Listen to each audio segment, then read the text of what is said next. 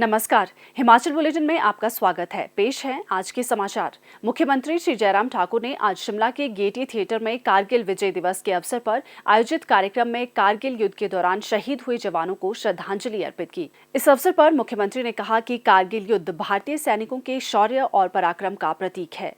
आज के दिन हम अपने उन शूरवीरों को नमन करते हैं जिन्होंने अपने अदम्य साहस और वीरता से कारगिल के युद्ध में विजय हासिल की। मुख्यमंत्री ने कहा, हमारे राष्ट्र के लिए बहुत गौरव का दिन है। 22 साल पहले 26 जुलाई 1999 को आज के ही दिन भारतीय सेना ने कारगिल के उस युद्ध में विजय हासिल की थी और ऑपरेशन विजय जो बहुत कठिन कार्य था, मुश्किल था, उसको पूरा किया। इस अवसर पर मैं सभी उन वीर सैनिकों को श्रद्धांजलि देता हूं जिन्होंने अपना जीवन न्यौछावर किया इस देश की रक्षा के लिए, और उसके साथ साथ में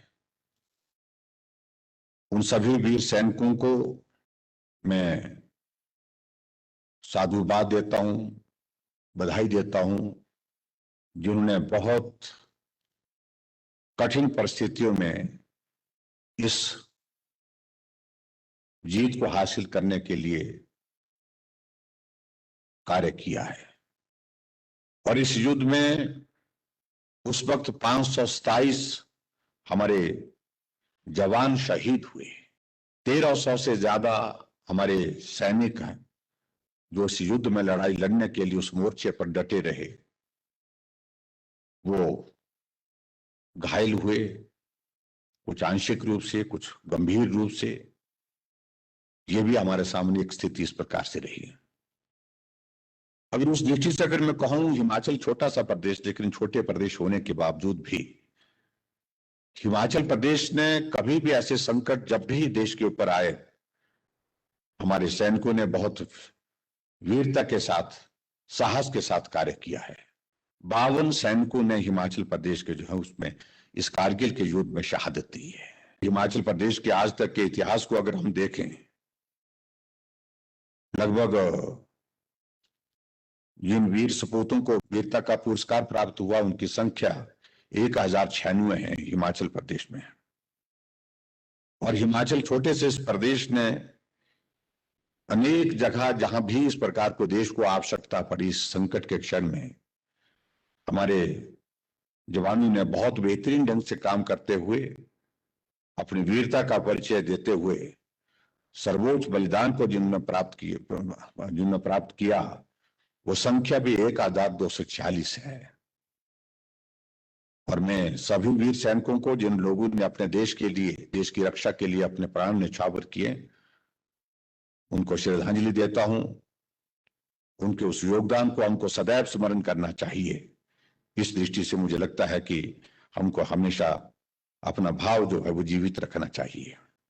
मुख्यमंत्री ने कहा कि कारगिल युद्ध के दौरान 4 सैनिकों को परमवीर चक्र से नवाजा गया था, जिनमें 2 वीर सपूत हिमाचल प्रदेश के थे। कैप्टन विक्रम बत्रा हिमाचल प्रदेश के पालमपुर के थे, जिन्होंने कारगिल युद्ध के दौरान देश की रक्षा करते हुए अपना सर्वोच्च बलिदान दिया। मुख्यमंत्री ने कहा कि इस युद्ध में जिला बिलासपुर के सैनिक हवलदार संजय कुमार को भी अतुलनीय शौर्य के लिए सर्वोच्च सम्मान से सम्मानित किया गया।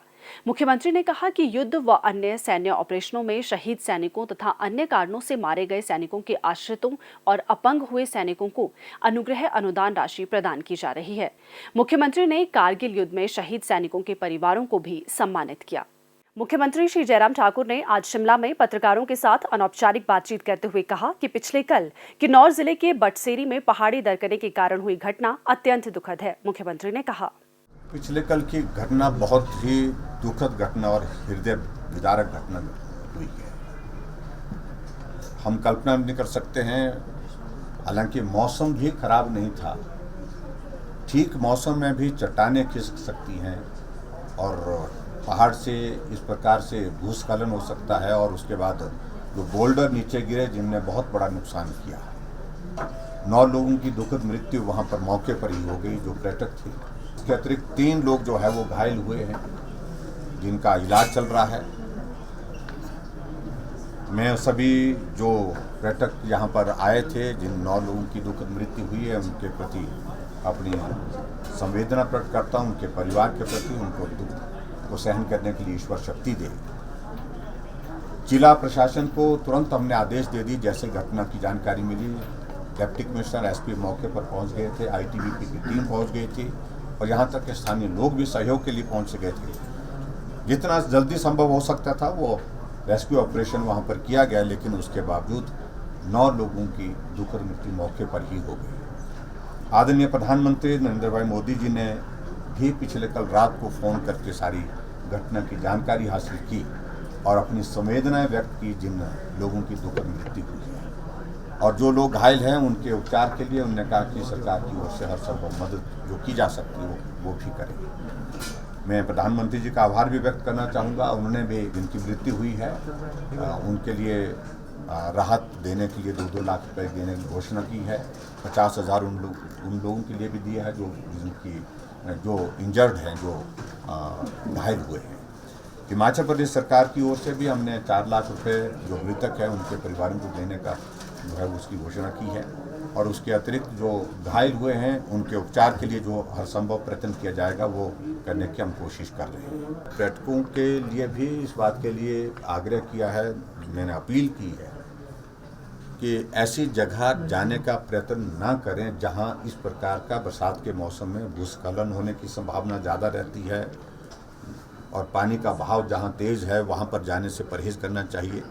डिस्ट्रिक्ट एडमिनिस्ट्रेशन को भी इन सारी बातों को लेकर के एक बार नहीं अनेक बार हम बात कर चुके हैं, लेकिन फिर भी उसके बावजूद इस तरह की जो घटना जो पिछले कल घटित हुई है वहाँ इस तरह की संभावना लग ही नहीं रही थी, क्योंकि बारिश का मौसम नहीं था, बिल्कुल मौसम बादल वाला था भले ही, लेकिन उसके बावजूद बारिश नहीं थी।